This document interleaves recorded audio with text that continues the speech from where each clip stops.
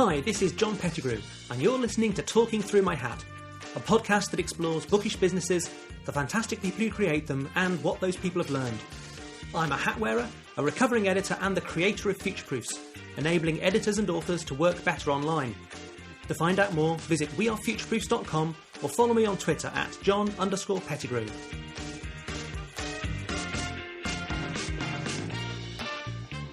Welcome to Talking Through My Hat. Today I'm talking to Simon Appleby, director of Bookswarm, the digital agency dedicated to the world of books.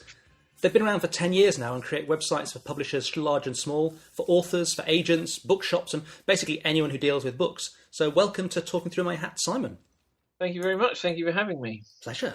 How do you describe Bookswarm to people who've never heard of you? People who've never heard of us, I like to think there aren't any of those. No, I've come to the conclusion that part of my problem is that I sometimes think that everyone has heard of us and they haven't. And I'm on a mission to correct that. Excellent. But basically, I just say that we're a website design agency or a digital agency, and we only work with clients where there's some kind of bookish connection. Mm-hmm. And that's something which sort of developed over a period of time, and it gets to the stage where we've got so many things that we've learned from the projects that we've delivered that we are able to add I think a fantastic amount of value, whether it's things like displaying bibliographic data, knowing about how you deep link to different book retailers, things to do with how you manage book reviews on author websites, or the difference between works and editions, and Onyx and all of those. The idiosyncrasies of the publishing environment. Exactly, and those are all things that if you just picked a web agency out of the phone book, as it were, you would probably end up having to explain that to them in order for them to do a decent job for you. Yeah, and that then costs you time, and it.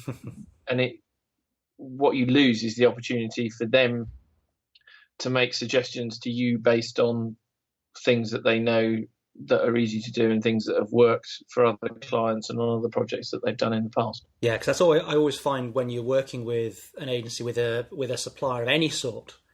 It's, if you can have someone who's going to tell you where you could do something better than you'd thought of, that is worth any premium almost, because you need to do, whatever you're making, you should be trying to do it well. And you don't know everything. That's why you're hiring someone who's outside, isn't it? Absolutely. And there are so many things. I mean, the way that I know that we must be doing something right is that a lot of the questions that I ask clients when we start projects, they say, "Oh, I hadn't thought of that." And if you're asking questions that they haven't thought of, then, you must be in the right area. So, for instance, when you're doing... Well, any site which is listing books, you've straight away got to make the distinction between, are you actually listing the books as works, or are you and then trying to show the different editions within them, or are you just literally treating them as works and showing the most recent version of something? And there are definitely situations where people really haven't thought about that and don't think about it until you ask them. Yeah, and it's often asking the right questions about unearthing assumptions, isn't it? Because they'll just assume that a work means, of course, you're going to drill down and have all the different editions in there, or why would I want that? And you need to know what their assumption is. Yeah, exactly. Otherwise, you deliver the wrong thing. You can't take for granted that people understand the difference between an ISBN and why there are 10-digit ones and 13-digit ones. So this focus on publishing, it sounds like it wasn't. Almost wasn't a deliberate thing for you. How did you end up with it? Was it something you were kind of steering towards, or was it just a pure accident? It was pretty accidental. I've been doing this for 20. I've been in the digital media industry for basically my entire career, which was an accident in itself because I did a history degree and I've got really no idea how I ended up here. But in 2007, so just shy of 10 years into my career, I went to work for an agency in Shoreditch, which doesn't exist anymore, called Lateral. In fact, none of the agencies I worked for exist anymore. As an account director, and they must have. I think it was largely a coincidence in terms of the work that they needed to put people on, because I was straight away put on a website for Little Brown. Mm-hmm. So Lindsay Mooney, who did the London Marathon yesterday, again, bless her, was basically my first publishing client ever. I don't know if she knows that. I sort of tried to pretend that I knew what I was talking about at the time. Shout out. And so I had Little Brown, and then Faber, a website, the Faber website redesign, which I did 2 versions of during the time I worked for Lateral, and then a Hachette corporate site, and a Hachette intranet, and the Hodder and Stoughton site. So basically, it sort of became a specialism quite quickly for me, to the point where my boss and I sort of decided to make a virtue of all of that and focus on winning projects like that. But essentially, while I was doing that, he and I then started having all these other ideas. And actually, Bookswarm was set up as a vehicle for those ideas, none of which really involved setting up a digital agency. So we started a blog called Book Geeks. I think that was the first thing we did. So that was probably early 2008. And I had good fun for a number of years writing book reviews and blagging books off people. And I still got a house full of books that I need to read that I blagged at the time. And I mean, some people work in industries where they get free holidays or, invited to glitzy parties. I just get free books, and I'm quite happy with that. I guess it could be worse, couldn't it? Absolutely, it could be. And then we had this idea for something called Book Hugger, which was basically going to be a sort of content marketing. Well, it was a content marketing platform focused on independent publishers. And we got a little bit of traction from doing that, but it never really succeeded beyond the dreams of avarice. And the thing was, while we were doing that, and while we were having those conversations, largely with people that we, already knew through lateral work and all the rest of it, people started asking for websites, and it was, I've got an author who needs this, can you do a little microsite for that? So it started off quite gradual, and probably the vast majority of, if you look at the sort of total volume of projects that we've delivered, I would guess most of them have been within the last 5 or 6 years, but we do still have some websites that are live that are sort of 8, 9, 10 years old. Yeah. So it's interesting because publishers have some well-known issues with digital products and the interwebs and this kind of stuff. So do you find that your focus on publishing makes for happier clients despite that, or is it almost because of that, do you reckon? I think it's because of that. And I don't think publishing is particularly alone in this, but I think that there is still a lot of technology that I take for granted that a lot of people don't take for granted, and a lot of things we do which I think are fairly straightforward, which a lot of people will find challenging. I mean, I'm not a programmer, and I've certainly never had any training. It's all self-taught. And I don't think I could have built the business that I built without WordPress. Yeah. I had to spend some time on a Drupal website at the weekend. I almost had a nervous breakdown, and it just made me appreciate, a bit like going to another country and then coming home. Sometimes makes you appreciate your own a bit more. So that sort of reminded me just how easy WordPress has become to use. I mean, it sounds like, you've, as you say, it's been quite an exploratory process, really, by the sound of it, putting Bookswarm together. What have you learned about yourself in that time? Do you think of yourself the same way as you did 10 years ago, 5 years ago? Good question. I think I've always, and I still do think of myself as quite an introverted person, but I think it's forced me to go do things outside my comfort zone and say yes to things that, even though they scare the pants off me. So, I've done presentations at the Publishing Scotland conference and the Faber Factory Sales conference, and been on panels at London Book Fair and things like that. You know the drill. I mean, you've done loads of that stuff. And, that was all stuff that I certainly wouldn't have put myself forward for. Yeah. But then when people ask me to do it, I so grit your teeth and say yes. Yeah, you do grit your teeth and say yes, and you remember that pretty much everyone who does it is terrified. Yeah. And you're not some sort of special case. I think I've definitely learned the power of the network and the value of personal connections, which was a lesson I think I'd forgotten a little bit in the last sort of year or two. But getting involved with Bite the Book and working with Justine and working on the new website for Bite the Book and going to some of those events has definitely sort of helped me to reconnect with the notion that it's good to just be in a room full of publishing people and see what happens. Yeah, well, Justine is kind of a networking machine. Absolutely. And that's it's really lovely to have, someone championing you in that way. Yeah. And it's great fun to work with someone like that. And I'm the most unspiritual person you could meet, but I do believe in karma in the sense of, if you always try and help people and do nice things, then other people, maybe the universe won't try and repay you, but somehow you will get the benefit of that. And because of publishing being the way it is, we and the sort of ground level of technological know-how being still, I think, relatively low, we do get asked a lot of questions about things which really are outside our area of expertise and things that I wouldn't take on.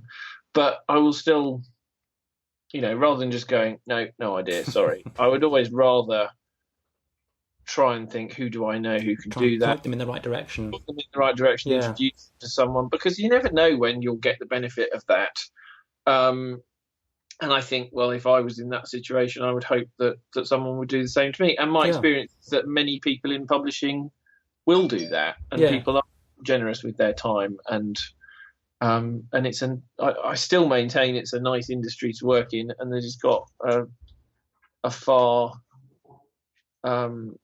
higher proportion of nice people in it than any of the other industries that I worked in the sort of 10 years of my generalist career at the beginning. So, as you say, you started off as a generalist working for other people, and then the last 5 to 10 years, depending how you count it, you've been running the business yourself. How did you go about learning to run a business yourself? You a book person, or a talking to people person, or just wing it and see what happens? I think I'm a wing it and see what happens sort of a person. There's never.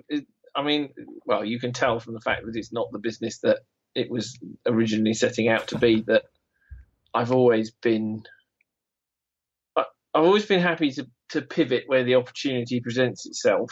And I think for me, there has been a great deal of trial and error. And part of that trial and error is just finding the right people to work with. And the sort of cast of freelancers in terms of developers and designers that I worked with has very much settled down in the sort of second 5 years of the Bookswarm experiment. And we've got a very simpatico team of people that I work with. So part of it is trial and error of who you actually want to work with and how you go about working especially when you're all distributed around the countryside.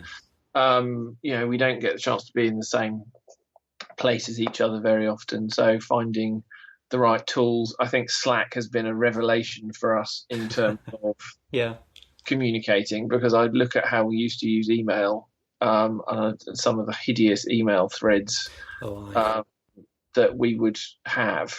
especially when a project was in the difficult stage of getting client feedback and trying to work out what was reasonable and what wasn't. And make sure everyone's heard the right things. And yeah, exactly. And Slack has been just brilliant from that point of view. And I think we are spoiled really for just generally for the kind of cheap and free web-based tools that make it easy to run small businesses, micro agencies, however you want to describe us. Yeah. We use Slack, we use a Dropbox paper. That's quite new, but I really like that. It's working really well for us. Trello, doing all the accounting online. Yeah. With Zero and stuff like that. So I think it's a lot easier, and it's a lot easier to run a small business while, maintaining a sort of high standard of professionalism and not having to waste much of your time. Well, it's that thing of not reinventing the wheel, isn't it? Same thing with like WordPress. Why would you start from scratch when WordPress is already there? Yeah, exactly. And that, and I've worked for agencies that have done bespoke content management systems, and it always ends in tears in the end. In a lot of ways, I think what we do is sort of akin to cooking, in the sense that anyone can buy the ingredients and anyone can find the recipe, but just because those things are possible doesn't necessarily mean that everyone has the confidence all the time, or the experience and skill to produce that meal at the end of it. Yeah, to actually go and take those ingredients and that set of steps and produce that result. Yeah, absolutely. So in the same way that people still go out to eat and, still get caterers to do things for them, they still need us, because, yes, just because you can do all these things yourself, it doesn't necessarily mean it's the best use of your time. Absolutely. So if you're a bit of a wing it person, do you think about the future of your business, what you're going to do over the next 5 years to make sure the business is still around, or do you just not think about it and just do what comes next? I don't think I do think about it that often. I think you have to accept that stuff will come up that you might not have foreseen. So I have been doing this year a lot of work on the GDPR changes to the privacy law. So basically, once I realised I needed to educate myself on this, I then decided to take it upon myself to educate all my clients, and use that as an opportunity to say, this is important. If you want to, you could do all this yourself, but if you want us to, we will go through and we will make sure that your site is compliant, and we will give you some reassurance. And that's something which, I'm sure there'll still be people who come to it after the legislation almost comes certainly in on the 25th of May. Yeah. I don't think the fundamentals of what we do will change that much within that kind of 5-year timescale. The technology always needs people to understand it properly and sometimes interpret for it. Yeah, I say it's never about the technology. It's always about the problem and the people. Yeah, it's human factors. I mean, I had a boss very early on in my career who used to talk about human factors, and he used to talk about the things that people do and don't do that actually influence the success of design. And that really hasn't changed in 20 years. Sure. Clients still, his favorite expression was making the excellent the enemy of the good. People still try to make things so perfect that they just never actually allow them to be good within the scope of the budget they've got. People still underestimate just how much work is involved in making the content of the website, i.e. the bit you don't the bit that actually matters. Yeah. The bit that actually matters, how important that is, and how much work it is, and the number of projects. I don't even know how to count the number of projects that we've done over the years that have probably been delayed by content, or have ended up launching with content that was, incomplete or not as good as it could have been, or all the rest of it. So what is the thing then that keeps you coming back every day to Bookswarm, to these projects? Well, I walk down the stairs and I'm sort of at work. Yeah, other than physically. Yeah. I mean, I think that is part of it in the sense that not the physical location per se, but the degree of freedom that you get from working for yourself, and the fact that it means I can have dogs and I can take the dogs out for a walk during the day and get some fresh air and get some exercise. The fact that I can bunk off and go to the cinema on the odd afternoon, but yeah. More importantly, I think you do keep wanting to apply the lessons that you're learning, and every project we do, I still learn something that I file away, that can potentially be used for other things. I mean, we recently just had a little flurry of projects for literary agents, which was a sector that we hadn't, or sort of subsector that we hadn't really managed to do a great deal with, and now we've done 3. And having done 3, you can kind of say, well, these are the building blocks of these kinds of websites. To see some patterns in terms of data, in terms of user experience. These are in the same way that an author website will almost always require the same sort of minimum feature set. I think the same is true of agency sites. So that's going to be a big focus for me this year, is trying to leverage that and get more projects like that. I think we're always learning about e-commerce and clever ways to do things and what works there. So basically, having the opportunity to solve problems, either applying what we've learned to our clients' problems, which might not be as problematic as they think. And sometimes, having people coming to us and saying, can you do this? And thinking, well, actually, that is an interesting new challenge. Let's see what we can do about that. Yeah, excellent. Well, thank you very much for your time, Simon. And thank you, everyone, for listening. And I'll see you again next time.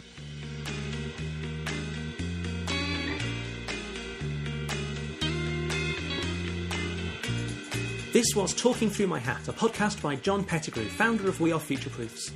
Please let me know your thoughts by leaving a review at Apple Podcasts or by commenting on the website, myhat.wearefutureproofs.com. You can subscribe to this channel at Apple Podcasts, Spotify, or wherever you get your podcasts. Our theme music is from hooksounds.com.